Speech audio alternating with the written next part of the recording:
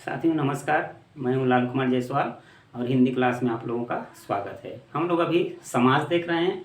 हम लोगों ने पिछले वीडियो में 2 समास देख लिए थे। अब आगे देखते हैं 4 समास और कौन कौन से बाकी है उसको। तो अगला है तीसरा कर्मधारय समास। तो आइए देखते हैं इसमें क्या होता है। इसमें एक बात आप लोग याद रखना, विशेषण और विशेष्य। जहाँ पे विशेषण और विशेष्य देखें वहाँ कर्मधारय समास होगा। इसकी परिभाषा देख लेते हैं। जिस समास में विशेष्य उपमेय उपमान का संबंध हो वहाँ कर्मधारय समास होगा। इसकी पहचान देखते हैं। कुछ इसके पहचान है जो और के समान। है जो के समान। जहाँ पर है जो और के समान दिख जाए विग्रह करने पर तो हम समझ जाएंगे कि ये कर्मधारय समास है। इसमें दिया है विशेषण विशेष्य। विशेषण आपको मालूम है, जो शब्द किसी संज्ञा या सर्वनाम की विशेषता बतलाए उसको विशेषण कहते हैं। और विशेष्य मतलब जिसकी विशेषता बतलाई जाए उसको विशेष्य कहते हैं। मतलब विशेषण मतलब विशेषता और विशेष्य मतलब संज्ञा या सर्वनाम। जहाँ पे संज्ञा है और संज्ञा का अगर कोई विशेषता बतला रहा है तो हमको समझ जाना है कि ये कर्मधारय समास है। उपमेय उपमान जिसकी जिससे, मतलब जिस शब्द में किसी व्यक्ति या वस्तु का किसी और व्यक्ति या वस्तु से तुलना की जाए तो उसको उपमेय उपमान मानते हैं। तो जहां पे उपमेय उपमान और विशेषण विशेष्य दिख जाए तो वो कर्मधारय समास होगा। आइए देखते हैं एग्जाम्पल। चरण कमल, कमल के समान चरण। आइए देखते हैं। एक तो आ गया यहाँ पे के समान आ गया, तो इससे स्पष्ट हो गया कि ये कर्मधारय समास है। उसके बाद इसमें उपमेय उपमान है। इसमें चरण की विशेषता कमल से की जा रही है, तो इसमें उपमेय और उपमान भी है। और देखते हैं आगे। सुपुत्र, अच्छा है जो पुत्र। अब इसमें देखते हैं, यहाँ पे है जो आ गया, है जो। उसके बाद क्या आया, एक आया संज्ञा आया और एक आया विशेषण। तो संज्ञा को हम विशेष्य भी बोल सकते हैं। तो यहाँ विशेषण विशेष्य का संबंध दिख रहा है और ऊपर से यहाँ है जो भी दिया है। और उसके बाद आगे देखते हैं। भला मानस, भला है जो मानस, इसमें दिख रहा है जो। तो इस प्रकार हम लोग देखेंगे जहां पे विशेषण विशेष्य या उपमेय उपमान का संबंध हो या है जो और के समान अगर दिख जाए तो हम समझ जाएंगे कि वो कर्मधारय समास है। आइए आगे देखते हैं। द्वंद्व समास। द्वंद्व मतलब क्या होता है, युद्ध। द्वंद्व कहाँ तक पाला जाए, युद्ध कहाँ तक टाला जाए, तू भी है राणा का वंशज, फेंक जहां तक भाला जाए। तो इसमें द्वंद्व समास। द्वंद्व मतलब क्या होता है, युद्ध। मतलब जहां पे दो शब्दों में युद्ध हो, द्वंद्व हो। मतलब इसमें होता है कि इसमें जो शब्द दिए रहते हैं उसमें योजक चिन्ह लगे होते हैं और दोनों एक दूसरे के उल्टे होते हैं, इसीलिए दोनों में युद्ध होते हैं। तो देखते हैं इसकी परिभाषा क्या हो सकती है। प्रधान हो और विपरीत हो, दोनों एक दूसरे के विपरीत हो, या और उसमें योजक प्रधान हो, दोनों एक दूसरे के विपरीत हो और योजक चिन्ह लगा हो, और या तथा आदि आ सकते हैं।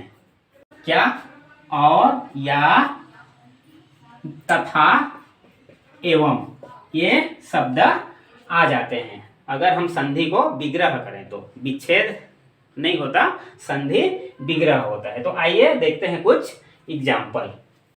माता पिता, माता पिता में द्वंद्व होता है, अक्सर होता रहता है। अगर इसको हम विग्रह करें तो क्या होगा? माता और पिता। रात दिन, रात और दिन, रात और दिन। देखिए इसमें रात दिन उल्टा है, दोनों के बीच में और लगा है विग्रह करने पर, यहाँ पे विग्रह भी है। और आगे देखें, पाप पुण्य, पाप पुण्य, पाप और पुण्य उल्टा है, दोनों एक दूसरे के। लाभालाभ, लाभा लाभ, लाभ और अलाभ, अलाभ, अलाभ मतलब क्या होता है? हानि। दोनों एक दूसरे के उल्टे हैं। तो जहां पर दोनों पर प्रधान हो, दोनों एक दूसरे के उल्टे हों और योजक चिन्ह लगा हो, तो हम समझ जाएंगे कि यह द्वंद्व समास है। द्वंद्व मतलब युद्ध। अगला है द्विगु समास। अब देखते हैं द्विगु समास क्या होता है। वाचक हो और द्विगु समास जिसका पूर्व पद प्रधान हो और विग्रह करने पर क्या आए? समूह या समाहार आए। अब देखते हैं एग्जाम्पल। पंचवटी, पंचवटी, पंच संख्यावाचक है और इसको विग्रह करने से क्या होगा?